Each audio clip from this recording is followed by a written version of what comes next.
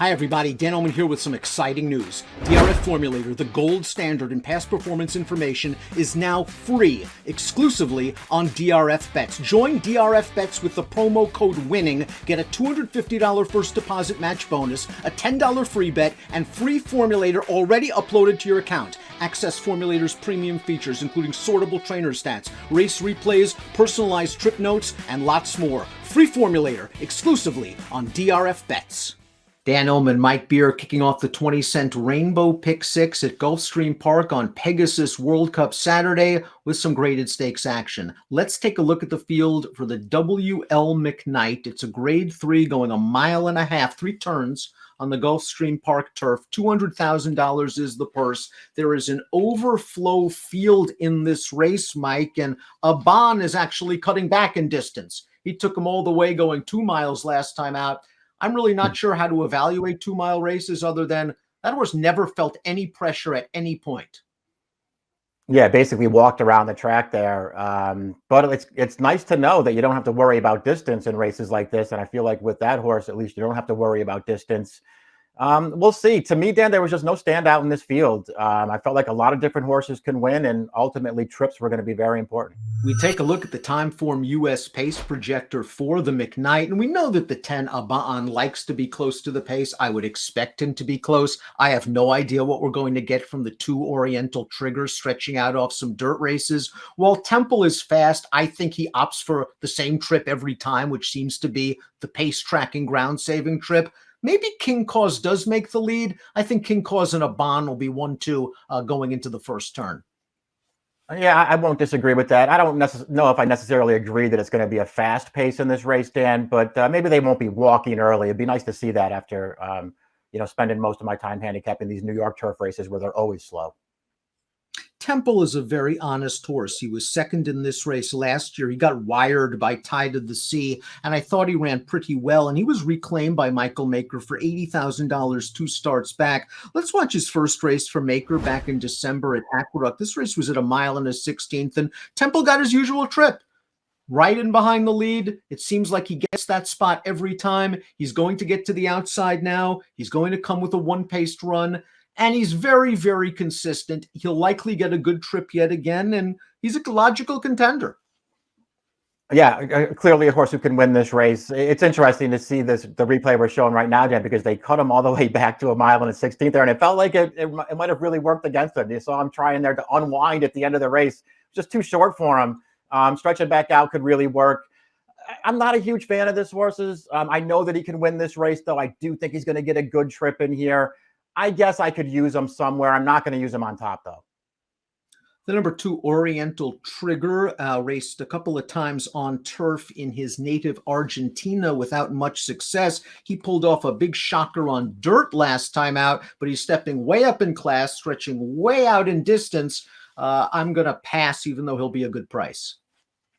I mean, it's really, really hard to make a case for. I guess he ran fine winning last time on dirt. I don't, see what that has to do with this race that they've entered him in. It's not like his turf races in South America are any good. You got me. If he runs well in here, I'll be shocked. Farmington Road's lone win on turf came at Colonial. Then they tried him in some tougher spots, and it just didn't work out. He ran okay on dirt last time out. To be honest with you, I like him better on dirt. I do too. And I say that despite him being a horse who feels like his running style might be better suited to the turf. He's a horse who likes to sit back and make one run for the most part. I don't know. I was a fan of his early on as a dirt horse, and I don't like him nearly as much on the surface. I was going to say, could you make a case for Media Blitz as a sleeper? And then I see Joel Rosario is named to ride, and that knocks 1 or 2 points off almost automatically. But this is your typical Maker claim. He took this horse for $100,000 at Del Mar. They ran him in the Fort Lauderdale. He did not have a very good trip. It was a race that was dominated by horses up front, and he was far back. I know that last running line is UGLY, but maybe he had an alibi. Maybe he did. I don't know, Dan. They've run this horse in 3. His overall form's good. They've run him in 3 graded stakes so far. He was not competitive in any of those races. And that includes the last one. I guess he could get a better trip this time. I don't know. I didn't really see it, but I guess if he's a big price and you believe in Maker, you could bet him.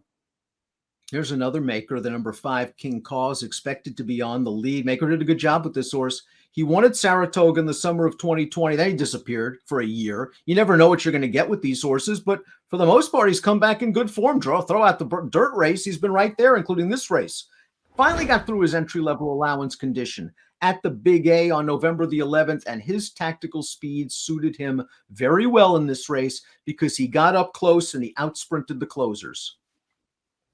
Yeah, he did run well in this race. It's interesting that he's come back as good as he has, too, because he was actually starting to get good way back in 2020 before he had to miss all that time. It felt like he was really starting to find himself at that point. He came back off the layoff at Saratoga in September, Dan. He ran a really good race that day. He was probably best despite having to settle for third there, making an early move into that race. And he came right back last time and ran another good one. This horse is going good right now. They're going to stretch him all the way out. Bomba Breeze, the 6, is really going to hope there's some hitting up front. He likes to come from out of it. But friends, watch the Formulator race replay of Bomba Breeze's most recent start, the Grade 3 Sycamore. They break from the gate, and he is just slammed out of there in his last. And the next thing you know, he works out a 4-5 wide trip pretty much all the way around the track, going 1.5 miles, and he's still in with a big chance at the 3/16 before understandably tiring. That was a good field, too. Yeah, he ran very, very well last time. I like this horse as a 3-year-old, Dan. When they sort of jumped him right into all these stakes races. He didn't win any of them, but I thought he ran deceptively well in several of those races. It took him a while to finally pick up another win, which he did at Kentucky Downs 2-back. I'm with you about his last race. I thought he ran really, really well that day with basically an impossible trip. And it was also just a race that was, just absolutely dominated up close. The closers were way up against it in there. I feel like this horse ran an excellent race last time, and I think he's super dangerous here. He just needs a trip. I think a lot of folks are still scratching their heads as to how the number 7 Mandate won the Artie Schiller at 44-1 odds. Maybe he just likes a little bit of cut in the ground. He was a much shorter price at Gulfstream in the Claiming Crown Emerald. You look at that short comment, it looks like he had trouble. Do you agree? Yeah, not really, but maybe it was actually a pretty good race, and it was another race that was sort of dominated up close. So maybe he has an excuse for that last one. I don't know what to say about him, Dan. I don't know how he won that Artie Schiller 2 starts back.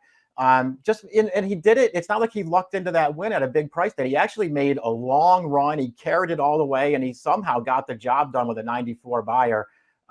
He's going to have to run another race like that to even be close against this field as he stretches all the way out. And I'll be kind of surprised if he does it. But listen, that race 2-back came out of nowhere.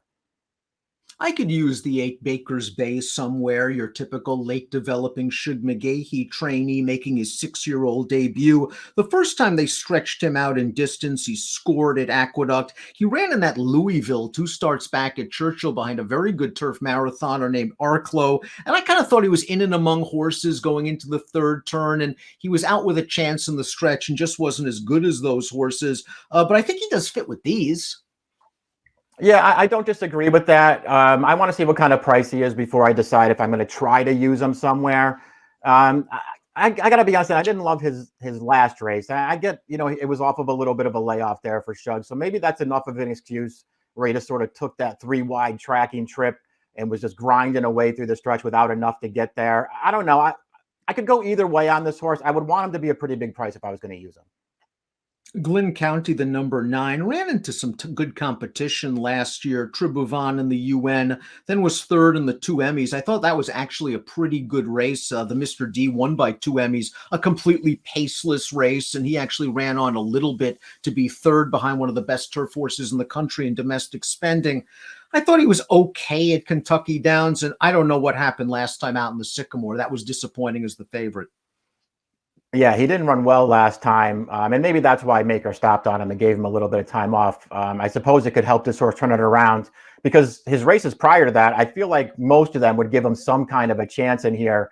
What I really like about him is I love his running style. It feels like he's going to fall into a good trip here with his tactical speed.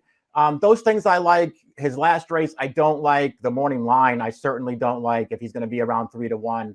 I certainly wouldn't bet him, but I'm not going to be surprised if he runs well. I do think he's a nice fit in here.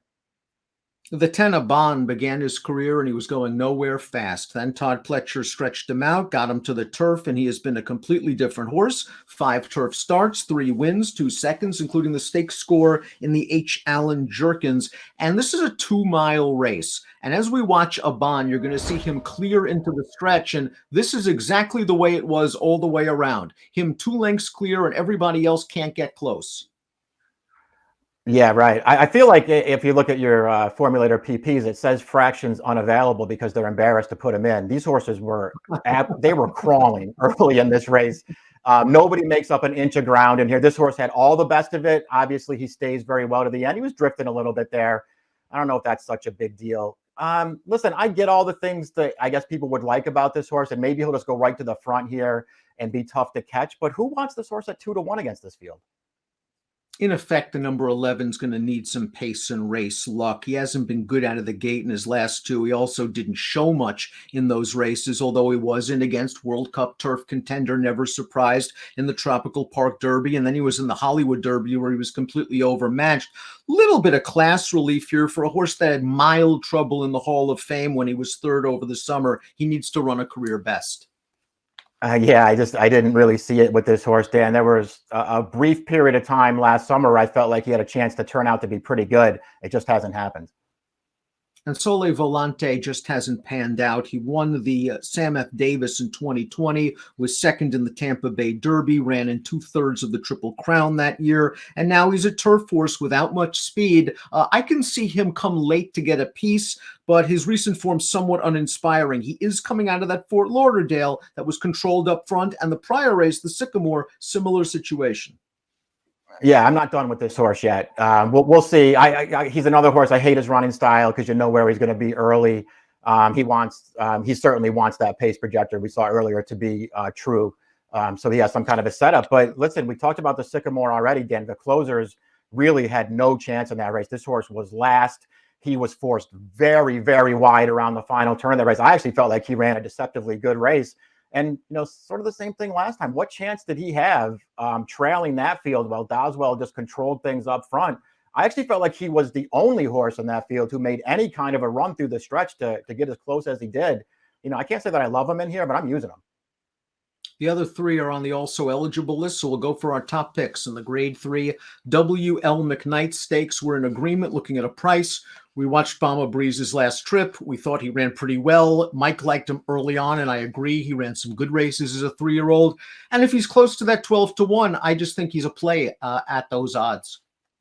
I agree with all that stuff, Dan. He's the horse I wanted in here. Sole Volante is the other horse for me. I hate where they're both going to be early, but I hope they have something to run at late in this race. But Mike's going for some prices, 6 and 12 in the Grade 3. W.L. McKnight kicking off the 20-cent Rainbow Pick 6 at Gulfstream on Pegasus Saturday. Good luck.